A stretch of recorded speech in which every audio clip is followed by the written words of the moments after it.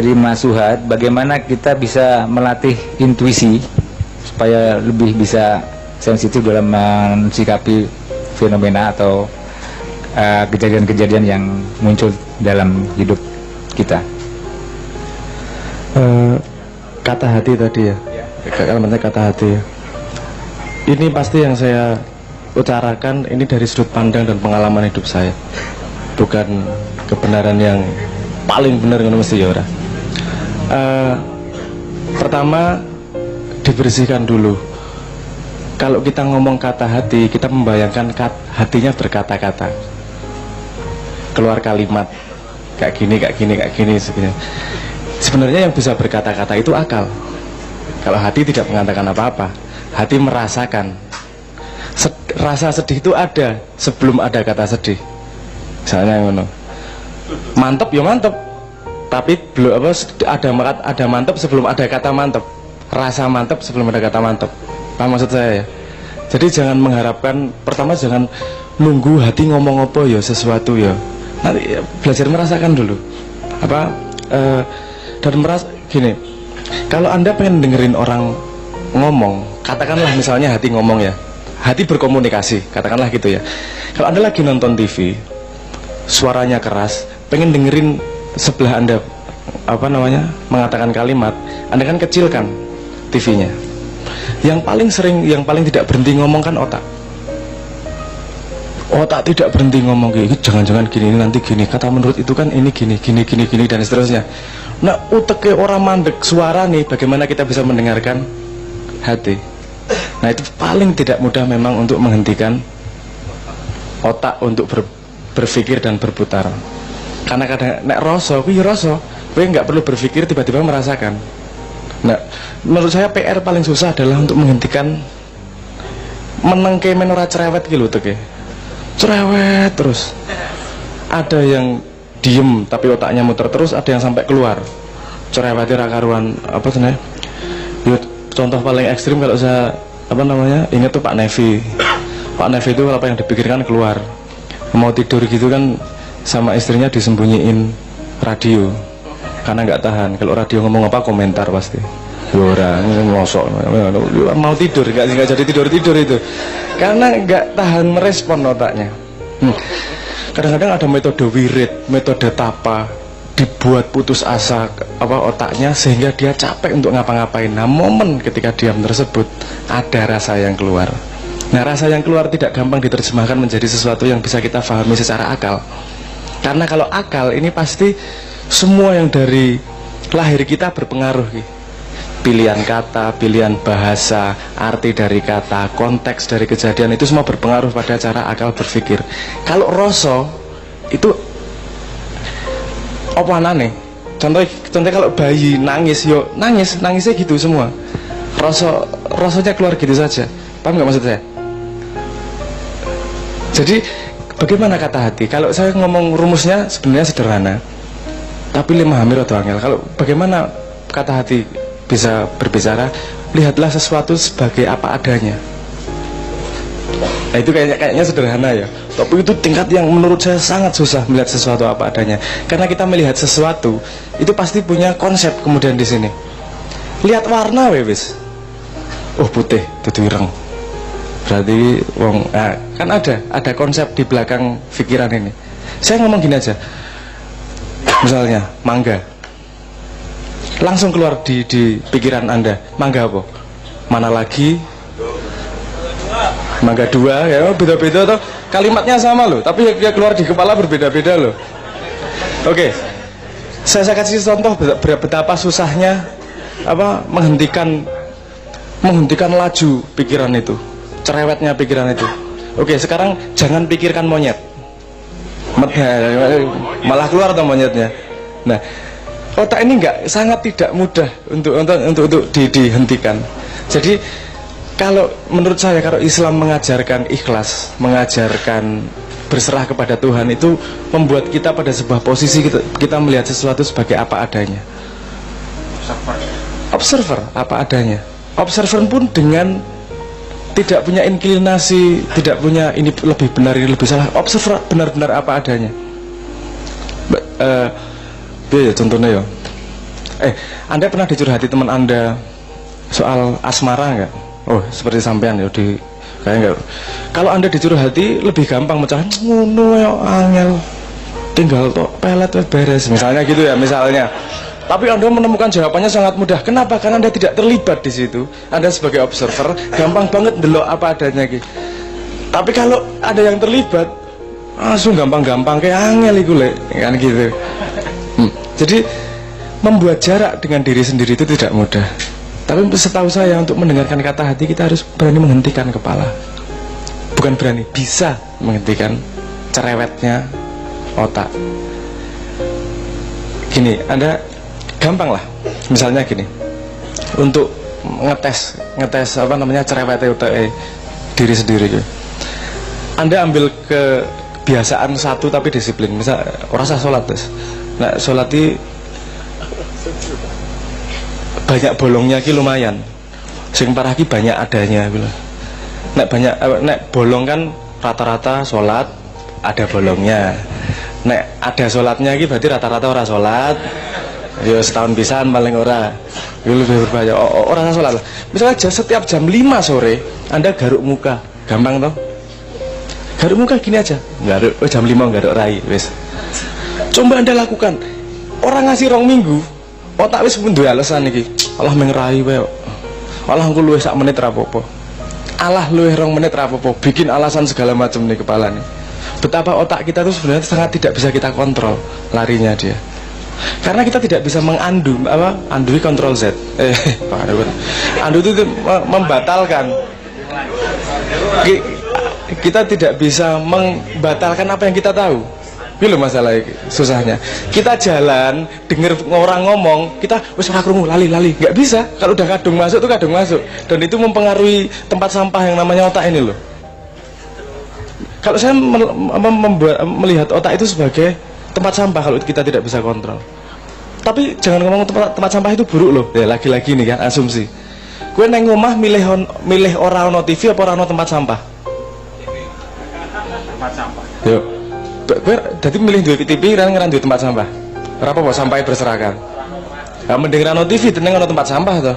Sehingga sampahnya hidup ada tempatnya, orang ngergeti kabeh ngono. Nah, otak itu otak itu seperti tempat sampah dalam tanda petik kalau saya melihatnya. Sangat perlu dalam rumah, tapi jangan hidup di dalamnya. Oh, jangan sangat mengandalkan tempat sampah gitu. Itu tempat sampah loh itu. Harus Anda sisir nih mana yang masuk tempat sampah, mana yang tidak, mana yang masuk tempat sampah, mana yang tidak. Jangan semua yang Anda baca Anda masukkan jadi stres engko.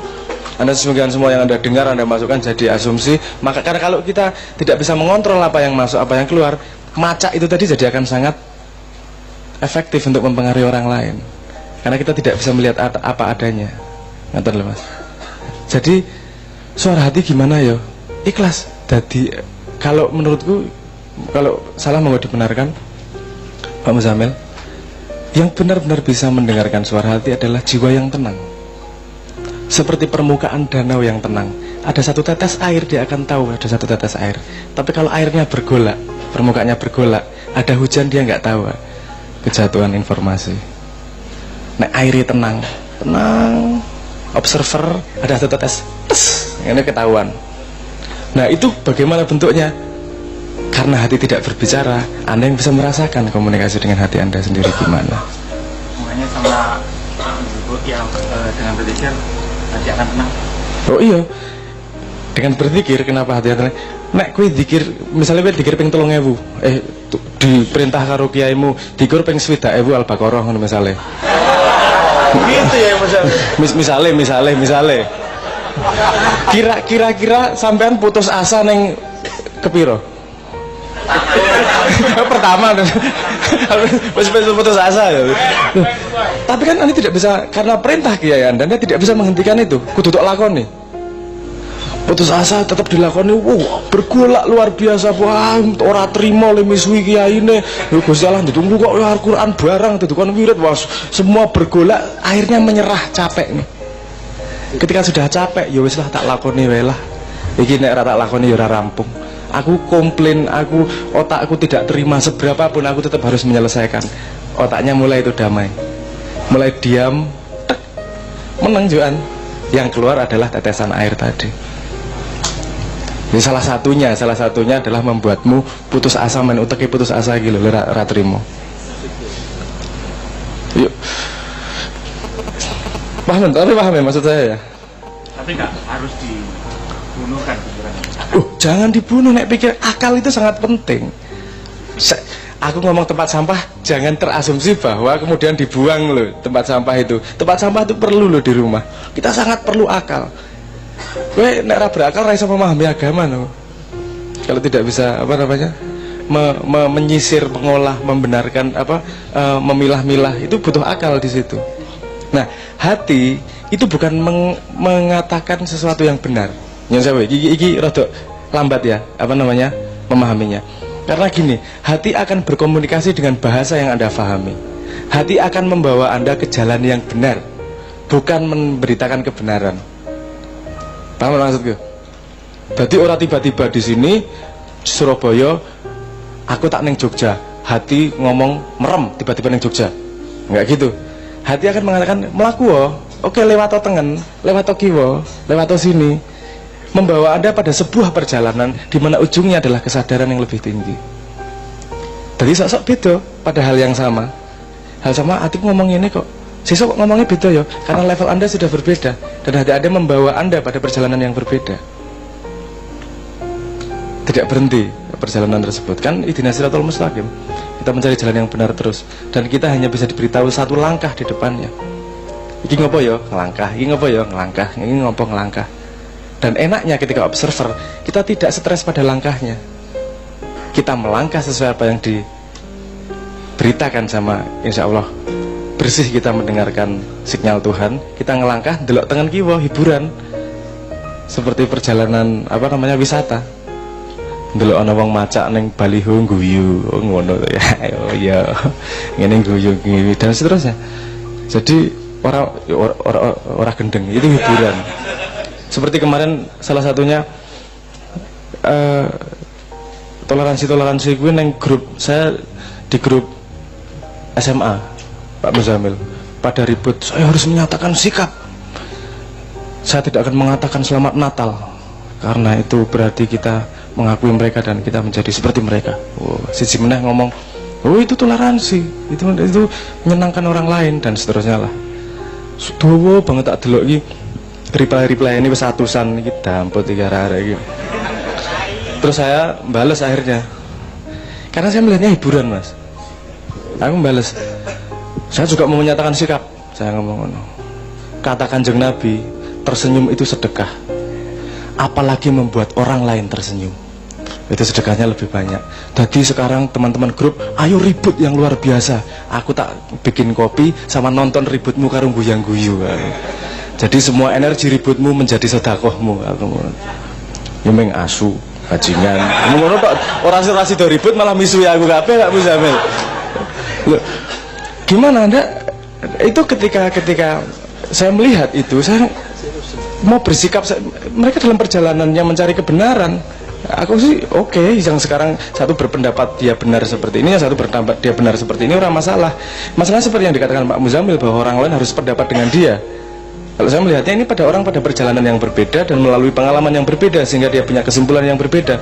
Beri kesempatan mereka melangkah, melakukan yang mereka fahami, sehingga menemukan langkah berikutnya. Nah aku melu ribut, katut engko, wong kabeh perjalanan dewe-dewe. Aku tak dari penonton aja, ngono posisine. Tak nonton agar kalian ributnya tidak jadi dosa, ributmu jadi pahala. Aku tak nonton karo ngopi, karo guya-guyu, hiburan gitu tuh. Tapi alhamdulillah setelah itu bateraiku tidak drop terlalu drastis lah. Nah, kejahatannya menurut saya seperti itu. Melihat sesuatu apa adanya, seperti Anda melihat ketika Anda melihat singa memakan kijang, Anda melihat siapa korban, siapa yang penjahat. Siapa kira-kira yang nggak ada korban, nggak ada penjahat, nggak ada korban, karena memang itu ekosistem. Nek kowe ra entuk kidange mati, yuk sing makani anake singa piye? Kan gitu kan Anda melihatnya. Ini memang ekosistem apa yang terjadi, semua melakukan perjalanannya masing-masing. Tuhan lagi joget, bertajali lagi melakukan drama di dunia melalui ekosistem tersebut, dan delok kita oh ngono alami, ya udah. Nah, apakah tidak enak kalau melihat dunia yang ributnya seperti ini kayak gitu? Kan jadi lebih tenang sebagai observer. Kelihatan. Paham maksud saya ya? Nah, jadi membuat jarak dengan diri sendiri itu penting untuk bisa melihat sesuatu sebagai apa adanya.